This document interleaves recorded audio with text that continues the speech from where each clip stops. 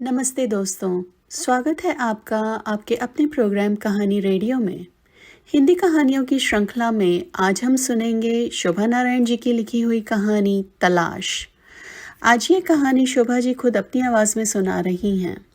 तो सुनिए आज की कहानी तलाश और बताइए आपको कैसी लगी। कहानी तलाश। बिस्तर के दोनों किनारों के बीच 7 समुंदर की दूरी, एक गहरी खाई जिसे पाटना मुश्किल है, या कहें जिसे पाटने की कोई कोशिश नहीं थी। सुबह शाम और रात आती और चली जाती, किनारे वही रहते एक दूसरे से दूर। और अब तो आदत सी बन गई है। समय के साथ साथ दूरियां बढ़ती गईं और फिर तो यह भी याद नहीं रहा कि पलंग के 2 किनारे होते हैं। बस अपने अपने किनारों में सब कुछ सिमट गया, अपनी अपनी तकलीफ़ों के बीच। न कोई संवाद, न कोई उलाहना, न कोई अपेक्षा। किनारे न हों, जैसे कोई घरौंदे हों, उन्हीं में बंद। पत्थर जैसी ठंडी गहराती चुप्पी, कलेजे को चीरता तेज छुरी सा सन्नाटा। और फिर उस दूरी को भरने यादों की दहलीज लांघता, स्वप्न में ही सही आ पहुंचा वह। स्वप्न ही तो था वह।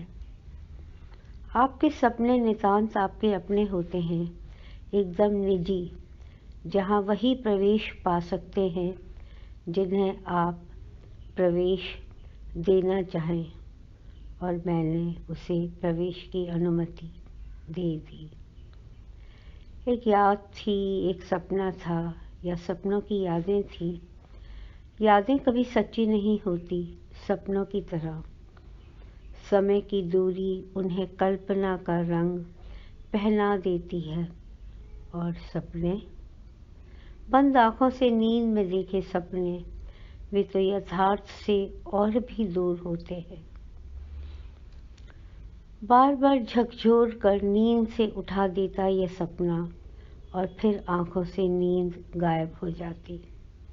अगली रात नहीं, अगली भोर, जब पक्षी अपने घोंसलों से निकलने की तैयारी में होते होंगे, अलसाए आंखें मलते, सूरज की अनदेखी पहली किरण आसमान के दरवाजे खोल किसी भी तरह बाहर आने की जल्दी में नहीं होती, तब फिर वही सपना।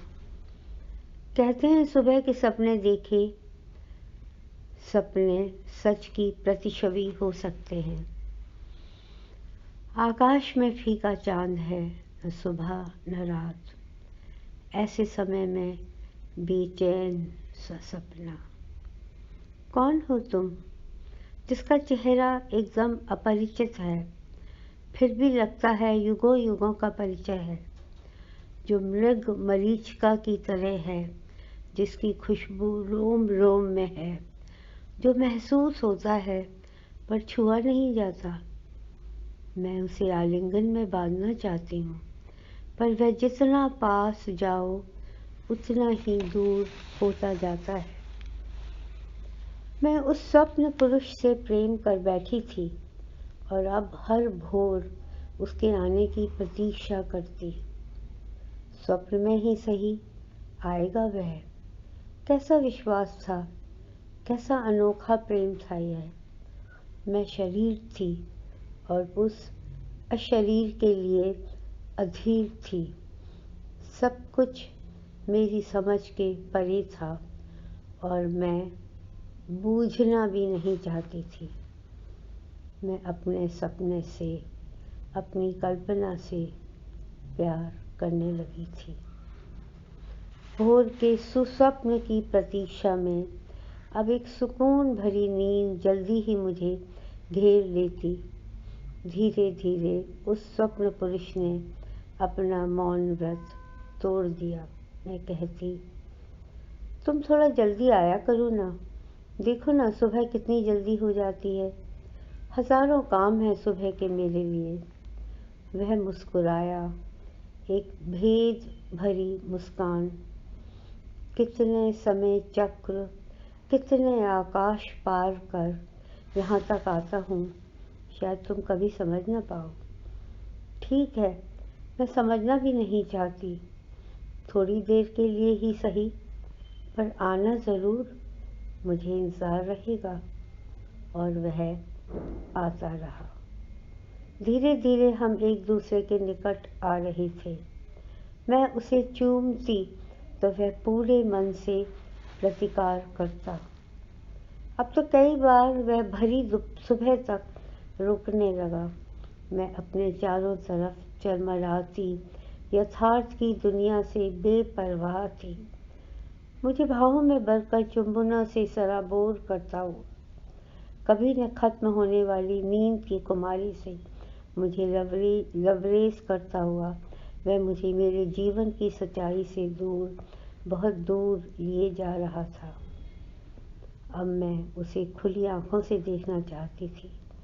उसकी आकृति मेरे मन मस्तिष्क में रम चुकी थी।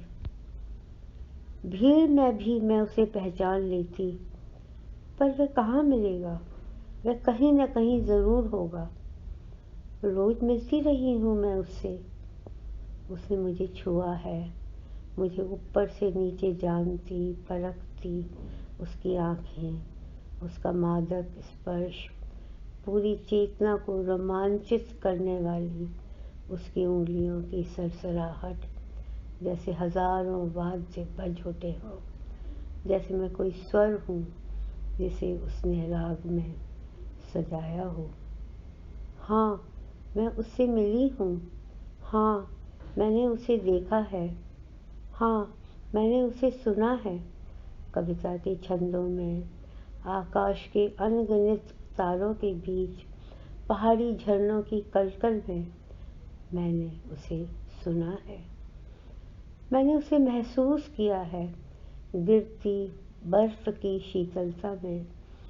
रिमझिम बारिश में भीगी हूँ मैं उसके साथ। इस पूरी कायनात में वही तो है जो मेरा अपना है, मेरा निजी है। फिर मैं उसे क्यों कर न पहचानूंगी? अगर वह मुझे दिख जाए, काश एक बार क्षण भर के लिए ही सही, मेरे सपनों के बाहर, मेरी इस दुनिया में। मेरी खोज संभवतः उसे रास नहीं आई। मेरे अवचेतन के बाहर चेतन तक की यात्रा में वह मेरा साथी बनने को तैयार नहीं था। सपनों के बाहर की दुनिया की ज़रूरतों से एकदम बेखबर था वह। तभी तो उस दिन से, जिस दिन उसे झकझोर कर मैंने उसे अपने यथार्थ से रूबरू कराना चाहा, वह भोर के तारों की तरह सुबह की रोशनी में खो गया। कोई अलविदा नहीं, कोई वायदा नहीं, झूठा ही सही कि फिर मिलेंगे। मैं बेचैन हूँ अधीर प्रतीक्षा में। नया दिन, नई तारीख और इन सब से जुड़ी जिंदगी की जुस्तजू।